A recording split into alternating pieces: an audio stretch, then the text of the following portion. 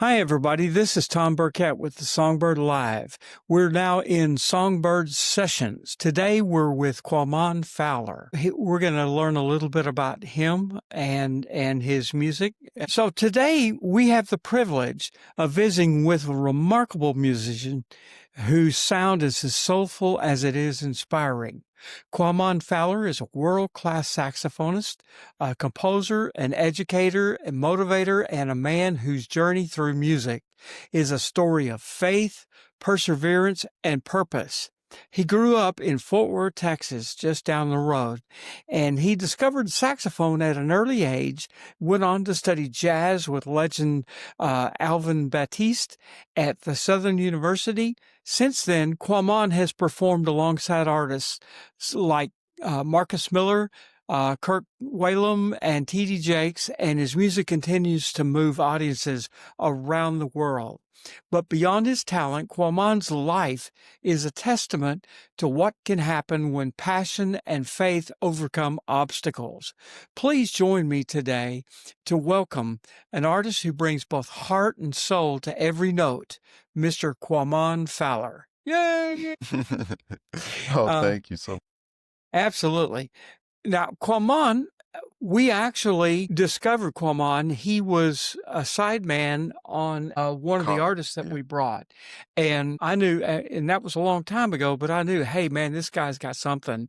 And whenever we started checking into it, man, we wanted to definitely include you Mhm. in the Songbird family. Quamon is most often known as a tenor saxophone player, but he also, like all saxophone players, he does all kinds of doubles. So Mhm. anyway, we're really excited to have you join us today. Oh, thank you so much, Tom. I appreciate you and everything that you do here for the community with giving us an opportunity to share our musical stories.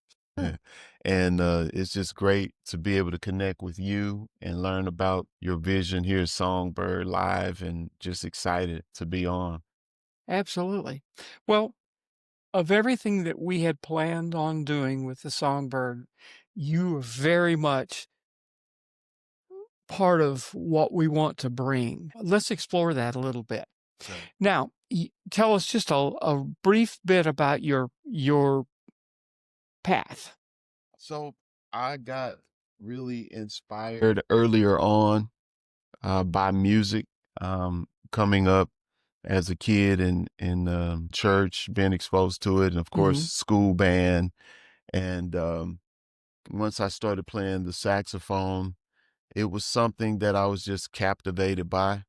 And my experience, really is like a culmination of jazz, gospel, and I guess you could say fusion. The Hmm. experiences that we had climbing up playing in musicals and then playing jam sessions, learning about our local jazz scene, learn about Rochella Parks back in 1994.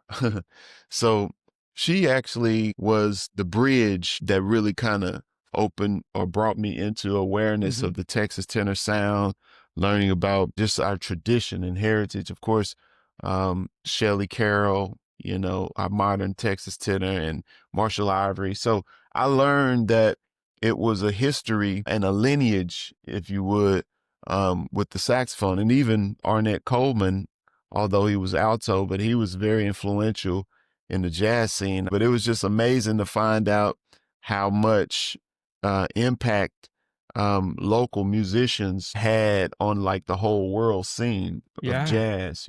exactly. So I learned about those artists and started to study deeper. It really just opened my mind and my world up to so many other possibilities to Hmm. be able to express myself on this Yeah, instrument. there So you go. yeah. Well, you're mentioning some very famous names that came from Fort Worth. Hmm. And if you don't know some of the names that Quamon just named, um, I know several of those players played with, gosh, Ray Yeah, Charles, Ray Charles. man, yeah. So world saxophone quartet was Julius Hemphill, and of course King Curtis was the musical director for Aretha Franklin. David Fathead Newman, of course, like I say, Ray Yeah. Charles, and James Clay. I heard the story that Miles Davis had called Dallas, somewhere looking for James Clay, but he'd never get the call. So he missed it, and Miles called John Coltrane, Isn't that to be in something? this group. Yeah. Yeah. So it just goes to show that he had that much of a respect and had a voice. Mm. Um, Well, used to they had a club in Como that mhm. used to be broadcast, and actually the Cleburne station is actually the one that did it, Oh, but they broadcast from the Blue Note. Was that the club that they played there? Blue Note, Bluebird. Bluebird. Yeah. Yeah, Okay. Bluebird. Yeah, and they had a radio station. Randy Lee, as a young I just kid. met him. Oh, Yeah. really? Reese. Wonderful player. Mm-hmm. But, his whole thing is he started playing there at the Bluebird, Mm-hmm. As a teenager, Mm. and with Dewey Redman, Fathead Newman, and, a lot of those guys had some really, really influential sessions down there. Mm. We missed that club. Wow. I wish it was still there. I wish that. Bluebird. Yeah. Yeah. And Yeah. yeah, and the Caravan of Dreams too was Why, one in yeah, Fort Worth. yeah. That was a pretty short period of time, but it was glorious when it was going on. And see, I I can dream, Mhm. and I dream that we do something like that here in Yeah. the Songbird. Yeah. Wouldn't it be great to have Quamon lead something like that? That Wow. would be so much fun Mm. to do. Let's talk a little bit about you. One of the things that you're noted for is your sound. Mhm. It's a beautiful sound. It's a very soulful sound, and whatever you play, it has your distinct sound to it. Mm. Would you mind playing just a little bit for us on your tenor sax? Okay. Let's see. Let's put you on the spot. What do you think? Okay. Let's see, what song can we play?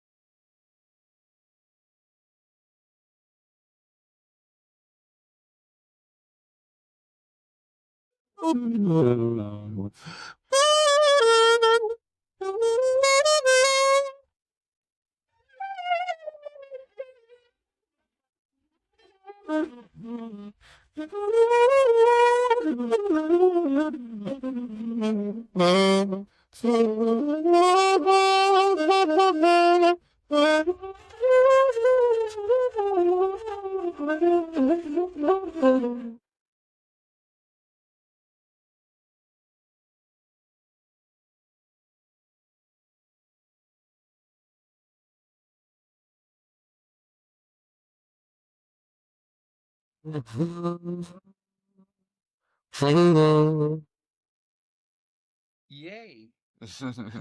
What are the influences that were there sounds that you were trying to copy, Mhm, as growing up? I know that Alvin Batiste was a huge mhm. influence for you. Talk to me about your influences. Okay, so when I started at 12, in the beginning, one of the gospel saxophonists that was popular at the time was Bernard Johnson. And so I started playing in his orchestra, and then I was influenced by John Taylor.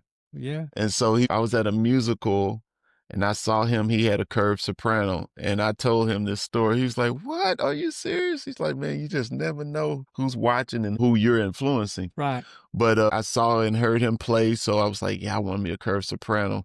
And so I was You still practicing. have that one, don't you? No, I don't have that one Oh, anymore. okay. That one was stolen. Oh, no.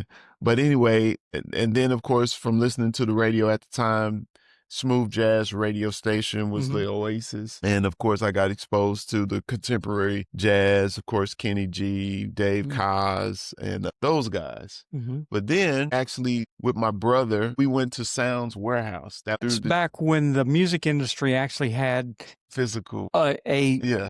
a distribution, Yes. network and everything.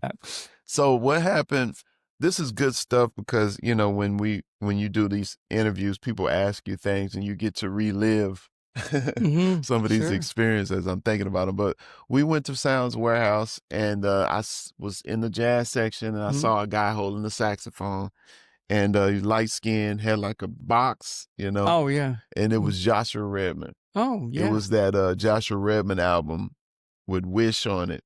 And so I listened to it, and I think the first one was Moose the Mooch. Uh, it's a Oops. Charlie Parker Okay. I tune, see. yeah. Okay. So I don't know if that was the first one, but anyway, I heard all this stuff going on, and I was like, What is this?" It Mm. just didn't make sense. But I was like, I had to put that on the side. I was like, I couldn't really digest it. But it was one that song on there, Tears from Heaven, Oh, and yeah. it was beautiful. He redid that song, and I mean, it was just so lyrical and expressive. I could follow the melody, but Mhm. he was also putting other things in Sure. there, and I was like, "Wow, that's really cool." And so, um, I ended up digging around, and I got a John Coltrane's Ballads album. Mhm. And I think he played this tune on it, I Want to Talk About You. And so I ended up listening to that and I could follow it. And I remember riding in the car in the back seat. It was raining and we was playing that tape with my parents. And it's like, it was just priming me, you know, to just get this sound in my ear. And so that Mm. was like the seeds planted. So Mhm. by the time I got 14, I did this competition, AXO competition, NAACP AXO competition. So I won locally and I went on to Oh. compete nationally and won. But my teacher was Rachella Parks. And so when I got with her, she made sense of all of the musical sound for Mhm. me to teach me about the history of the tenor and jazz tradition. And Mm. so she was really big about you tell your story. You got to be like a preacher on the horn. There you go. And so it was impressed on me to have a message, to have something that means something like heartfelt, play from your heart and Mhm. soul. And it's more of a vertical thing. The people enjoy it, but for me, I think my foundation was I want to be able to express what God gives me through the instrument. And the Mhm. instrument was to be a part of my body. So that Right. was the connection. And so I think that being my foundation, it affected everything else that I do. Cause you talk about my sound. Mhm. And so I get a lot of compliments about that, about my sound. But I think it's because my intentions when I play is it has meaning behind it. Mhm.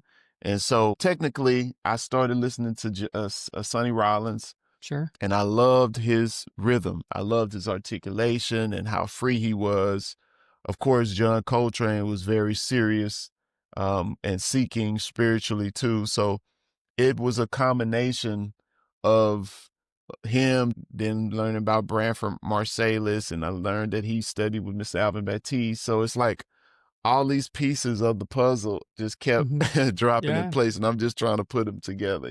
See my voice in the midst of Right. all of that. So, Quamon, what do you hope that people feel from listening to your music? Um, Really, like I said, I want to be an instrument, like just the same way as I use the instrument to express what's in my heart, soul, and Mhm. spirit. I want God to use me to speak to others in the same way.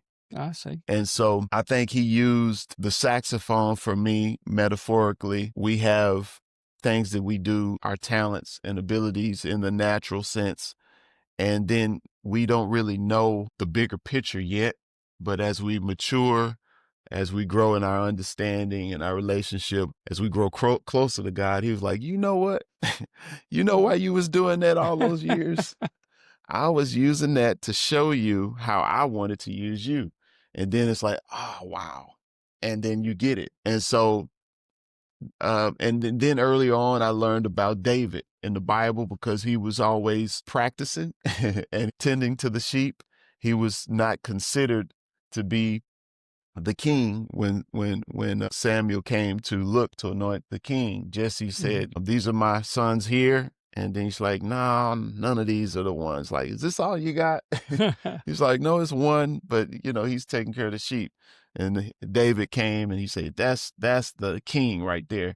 And I feel like that's identify with that story Mhm. because within our industry, they'll spotlight certain people, Right, and we'll hear certain people, and they'll push people to the forefront, but there's people that you don't see, that you don't know about, right. who have a genuine and an honest voice, Mhm. when it comes to music. It's because of the way that their experience and how they carried themselves, their Mm. integrity. And the thing that's what I was saying about David, he was selected to come and play for Saul when he was feeling bad. David played his harp, and the Bible said that because of what was in his heart, and because he was a man of God, he was able to play, and the evil spirit left Saul because of his playing. And so I was like, I want to do that. I want to be able to do that when I play. Mhm. It's not just about entertainment. It's a ministry. It's something that can uplift people, deliver people, and you have to have the right heart, motive, and intentions, like away from the instrument, so that when you use an instrument, it can be a pure stream and Mm. God can flow through it. So, for you, music and your faith and the Bible, all of that is really intertwined. Is that Yeah. correct? Yeah. Not always true with a lot of musicians. Yeah. So you got a pretty tenor Oh, saxophone good, here. good. I'm glad you said that. Yeah. Good. So, over the years, the last, 13 years, I played a Tenor Madness horn. And I'm thankful for Tenor Madness letting me have that horn, Mhm. and use it all the years. And so a friend of mine told me about a manufacturer. I actually reached out to him Mhm. and we talked, and I told him about what I wanted. This is our first generation, I guess you can Mhm. say, for the Pure Vibe saxophone. And so that's my brand, Pure Vibe. We came up with it a couple years ago when I connected with Mr. Brad Bain, who is my mouthpiece maker. Right. And so this is the Pure Vibe, nice rose gold color, and it has rolled tone holes. So that means these are the tone holes. Of course, it's rolled over. You have straight tone holes, but I like rolled tone holes, and so And um, that affects the sound? yeah, I don't know. I think so. Uh-huh. Yeah, I think it's a lot smoother, but I would have to go back and forth. So Right. that's the thing about saxophone. There's so many little details and variables, Mhm. from the type, the mechanism, the key mechanism, the color, of course, the lacquer color. And then you can see I have a different neck. And this is the neck, which is actually Tenor Madness neck. And the neck that came with it sounds good, but this one it has a little bit more projection and depth. So you have to play different things and try different things to get a better understanding and options, be aware of options because it all affects the sound. And the keys feel real good too. If the layout is so I can really get around on it. And it doesn't make a lot of noise. Now, did they do anything because you have very large hands? Did they Um, modify that to accommodate that? no, no, Okay. no. Most of the times with saxophone, Selmer is like the standard, Right. Selmer or Yamaha. Mhm. And they kind of build from there. Well, I played the Yamaha for a long while when I was in high school, and it feels good. But the sound is not as big. Let me move this out of my face. But the sound is not as big, and I realized that when I start playing more professionally, I could push and get a sound out of the Yamaha, but I needed something that would take me to that next level. And Right. so I actually have a story. When I graduated, me and my wife had moved from Lubbock to come back home from Texas, from Texas Tech. 2009, somebody had broke in the duplex that we were staying in, so they stole that Yamaha Custom that I had. Man. And then what happened? That's okay. They probably got $25 for it or something. They ended up actually Branford in that time period. Branford Marsalis sent me a Mark VI, Wow. and so different people helped me out. So it was like a series two. I think Sa'unk had Ronnie, another guy who helped me out for a while with the series two black and gold. Then Branford sent me a Mark VI, and I played that. And I ended up going to TMEA. That's where I met Randy and Shirley of Tenor Madness. Sure. And so they gave me the Tenor Madness. So I played that, for the next 12 years. Wow. Well, let's go back to this question. Where's your career? Okay. Where's that going? What are you wanting to do? I know that you've already got several CDs that you have produced and all. What's next for Quanom Fowler? Okay. I think, and this is a good question, and this is something that all musicians need to think about. There's phases where we're all about the music, and there's phases when we realize we need to be all about the business. And that's true. And then there's time when you need to reflect, and you need to see what's working and what needs improvement. And so actually it's amazing how time flies. And I remember last year around approaching this time, it was impressed upon me that I need to have a nonprofit organization.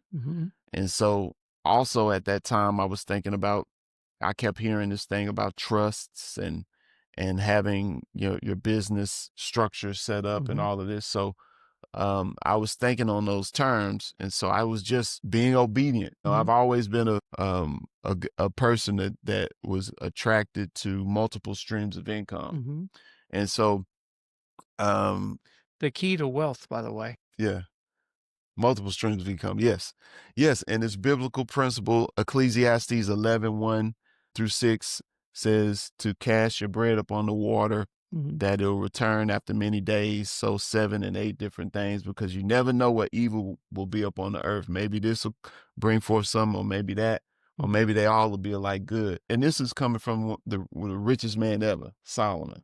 And so I really take that to heart. And between, of course, the Bible, Solomon, and then also people who I studied, Robert Kiyosaki, Rich Dad, Poor Dad, just understanding that we can be an employee where we're working for somebody. We can be self-employed where we're working for ourselves. We can have investments that are working for us, and we have a whole business that's working for us. And so learning that in my 20s and learning about different assets to invest into, that's how I was able to do my own projects, because I paid for them, and most musicians, they don't have that. Okay, you're touching on a real touchy subject here. So many musicians do not have a clue about the business of music. And if you don't, you will always kind of be a slave Yes. to whatever winds blow. Right. You live and die with the phone ringing. Right. Yeah. Instead of being in control of your own destiny. Right. And that's something that I very much admire about you, that you basically have plans Yeah. and you're working your plan. Right. That's not the case with most musicians. Believe me, I dealt Yeah. with a lot of them. And Hmm. quite frankly, most of them, they don't get it. They Well, just absolutely don't get it. well, you know, and the thing that really helped with me, it has everything to do with identity, Mhm. you know, and if you give, like, if you don't know who you are, then people can use you. Sure. You know, when you know who you are, people can't, they can't Right. do that. Exactly. I have been since a kid really confident. Like even when I was technically not supposed to be, Uh, because I'm visually impaired, but at the same time, it's from birth, some trauma or something that happened when mhm, I was a kid. But mhm, I'm visually impaired, so I always had to depend on adaptive technology and get rides places and mhm, stuff like that. But it's never been a hindrance.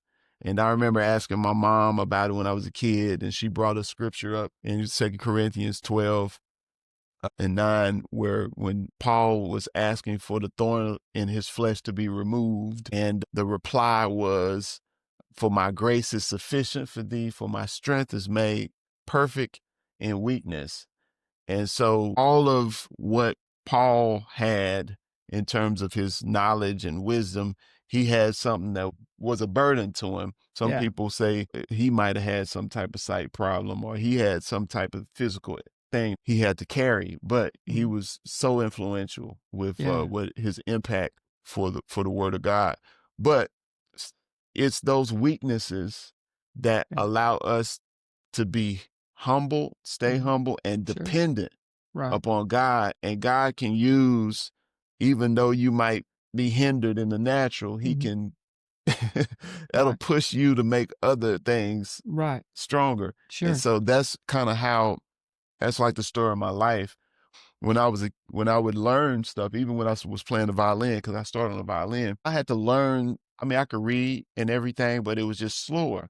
But I didn't realize how quick I was learning things until other people would point it out. And so I would have to listen and learn things from rehearsing. mm, I could see things to a certain point, but I would just memorize my music. And so mhm, when I was playing the violin, I got ones in the solo and ensemble contest. mhm, And when I got started playing saxophone and later getting in high school playing the big band music and then doing mhm, these other things where I'm around other guys that are skilled at a high level, plus they can mhm. see. And so I'm having to keep up. So Yeah, my brain is having to make sense of stuff really quick. right, And so when you put in those situations, that's when your superpower kicks in, yeah, and that was purposed like that. And I have a friend, he always, like we still keep in touch because we did a thing back in 2003, Jazz in the New Generation. Actually, the Ravinia Jazz Institute. That was with James Moody as a clinician. David Baker was a clinician. Curtis Fuller, Danilo Perez, Rufus Reed. These are like wow, big time yeah, jazz legends, right? My friend was just saying he remembered meeting me mhm, and I was close to the music stand trying to get the music. right, And he said, he was like trying to figure out what's going on. He's like, man, what? But he said, when it came time for me to solo, I soloed and I wasn't looking at the page. And he was just amazed, like, dude, you were playing that like you wrote it. But it's one of those things, it's part of the gifting and uh-huh, the way God sets things up for me. But anyway, I said all of that to say, if you know who you are and you are obedient and you allow God to lead you, He'll right, give you everything you need. mhm, So it doesn't matter. You can have people who can see well and don't have any issues and can play, but they still have identity issues. And I think that's the biggest problem, and I learned this later because I wrote a book, The Christian Musician, Learn What Your Real Gift Is and How to Succeed with and Beyond Your Music. I discovered that the gifting is the way you think, and music is just one avenue that your giftedness is displayed through. But really, it's the way you think. And my pastor told me, he's like, Quaman, you make money with your mind, not with your music. That is true. Uh, Thomas Sowell talks a lot about confines. The biggest obstacle you have is your mind, Mm, and basically the way you have programmed yeah. your way of thinking. I'm like all over what you're Yeah. talking about. I mean, you're a prime example. You're a prime example. That's why I appreciate you. You're a musician, but you're business minded and you go after it. And I appreciate that.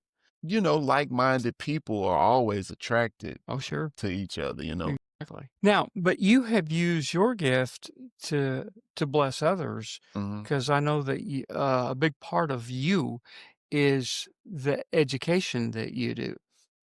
Can Yeah. you talk about that a little So bit? I started back in 2009. I started Musician Webshed and I changed it to Jazz Webshed.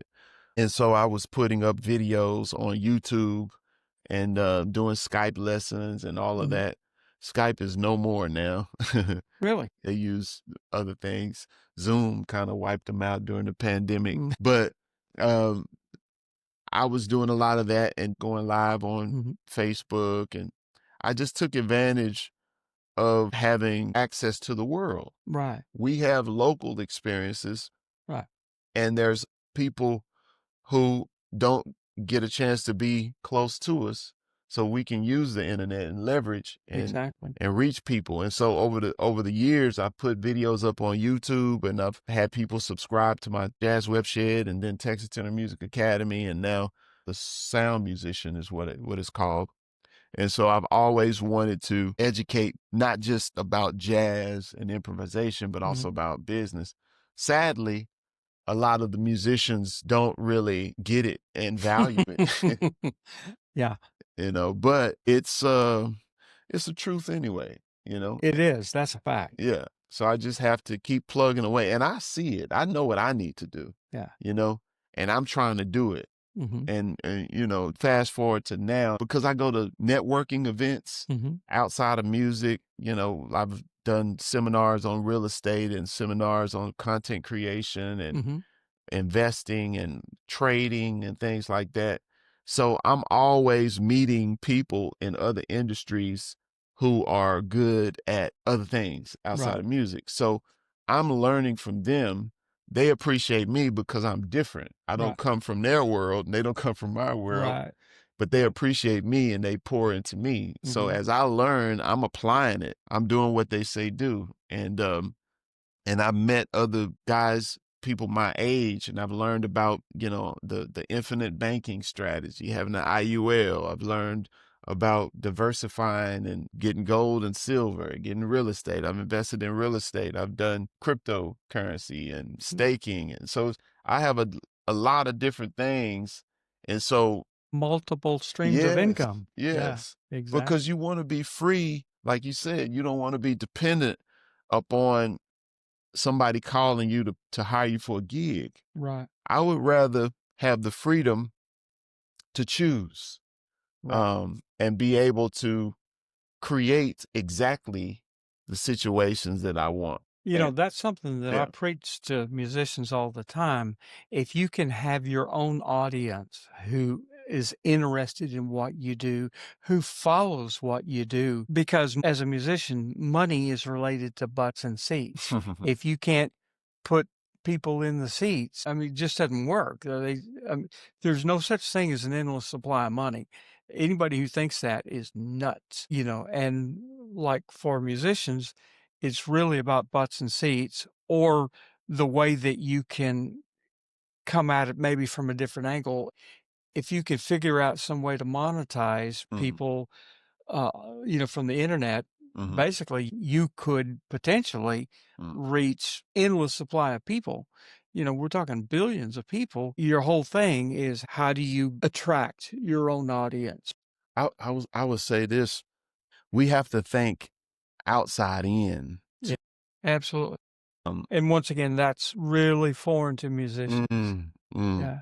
Yeah, because you have a perception or a persona, and people have watched and followed you over the years, and you have to pay attention to that. Like we have a Sure. reputation, we have a brand, Mhm. and a lot of times, unfortunately, musicians are too selfish to pay attention to that, and they're not leveraging it well. But now, because we're in the age of social media, that's like more of a pressing thing because Mhm. people need to be consistent with creating content. And so I've learned about the importance of creating content and being consistent. But of course, most guys are like, dang, it's just a lot to keep up with. You know, it's a lot to do extra. But the key is just turn the camera on while you're doing something that you would be doing anyway, Mhm. you know, and you're sharing on a daily or weekly basis, and you're just bringing people in on what you're doing. That way, people will get to know you, they'll like you, and they'll trust you. Well, and that's also authentic, you Authentic. know Yeah. nobody wants to see somebody faking it. Yes. They wanna know the real person. Right. And especially if you find something that's successful, and you wanna share it, you can't do that if you've faked it for Right. a while, Right.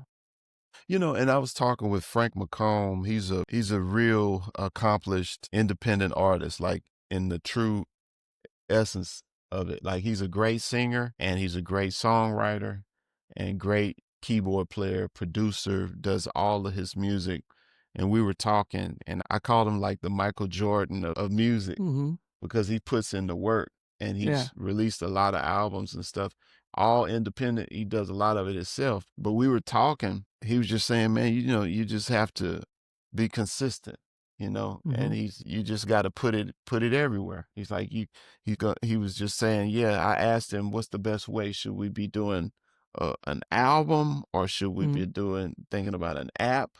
Mhm. He said, do it all. He Uh, said, do it both because I followed him over the years. He's followed me over the years, and I've just seen him just be mhm. just consistent, and people love him.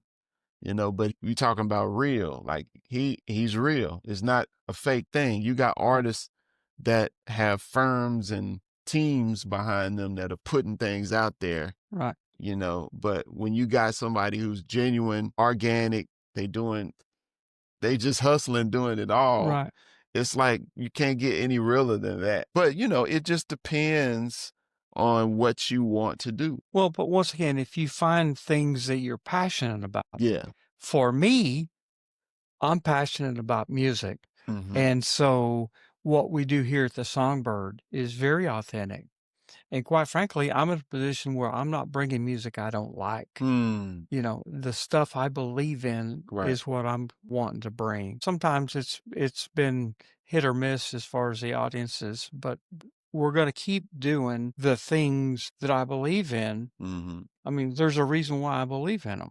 You may not agree with it, but I do. Mhm. And so I'm going to do what's authentic to That's me. good. And you're doing the same thing. Yes. You're not playing. Musicians often are asked to sell out Yeah. and do stuff that they just despise and do it for the money. And it goes back to what I was saying, identity. Yeah. Like you really have to know who you are, what's your assignment. If you don't, somebody else will assign you Yeah. what you do. Yeah. And unfortunately, cats get stuck in that. Oh, They yeah. suspended. They can't ever really break out and Mhm. and be who they really know Right. they should be because they're just coasting or just doing whatever out of convenience. Really, it's an inconvenience to them and where they need to be, but it's like they don't have the faith, they don't have the Right. belief. They could be lazy or procrastination or just comfortable. You know what I'm saying? All of those Sure. things. Well, work ethic, I mean, when you hear Quamon play, he's all over the saxophone. I mean, the top of the register, the bottom of the register. There's so many things going on.